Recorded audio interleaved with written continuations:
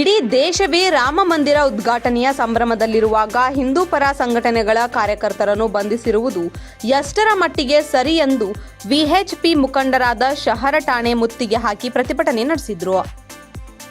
ಹೌದು, 1992ರ ಪ್ರಕರಣವನ್ನು ಈಗ ಕೆದಕುತ್ತಿರುವುದು ಏಕೆ ಎಂದು ಆಕ್ರೋಶ ವ್ಯಕ್ತಪಡಿಸಿದ ಮುಖಂಡರು, ನಾವು ಶಾಂತತೆ ಕಾಪಾಡುತ್ತಿರುವಾಗ ನೀವೇಕೆ ಸಹಕಾರ ನೀಡುತ್ತಿಲ್ಲ? ನಿಮಗೆ ಶಾಂತತೆ ಬೇಕಿಲ್ಲವೇ? 30 ವರ್ಷಗಳಿಂದ ನಿಮ್ಮ ಸಿಬ್ಬಂದಿ ಏನು ಮಾಡುತ್ತಿದ್ದರು? ಸತ್ತಿರುವ ಕೇಸ್ ಹಿಂದೆ ಏಕೆ ಬೆನ್ನಹತ್ತುತ್ತಿರುವಿರಿ? ವಯಸ್ಸಿನ ಲೆಕ್ಕವು ನಿಮಗೆ ಬೇಡವೇ ಎಂದು ಅಧಿಕಾರಿಗಳನ್ನು ತರಾಟೆಗೆ ತೆಗೆದುಕೊಂಡರು.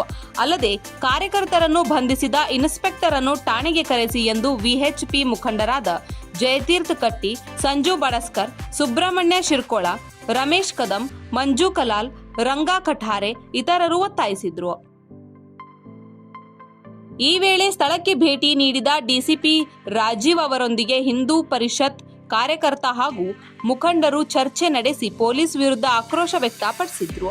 ಅಲ್ಲದೆ ಪೊಲೀಸ್ ಠಾಣೆಯ ಮುಂದೆಯೇ ಪ್ರತಿಭಟನೆ ನಡೆಸಿ ಪೊಲೀಸ್ ಇಲಾಖೆಯ ವಿರುದ್ಧ ಘೋಷಣೆ ಕೂಗಿ ಆಕ್ರೋಶ ವ್ಯಕ್ತಪಡಿಸಿದ್ರು. 9 ಲೈವ್ ನ್ಯೂಸ್ ಹುಬ್ಬಳ್ಳಿ.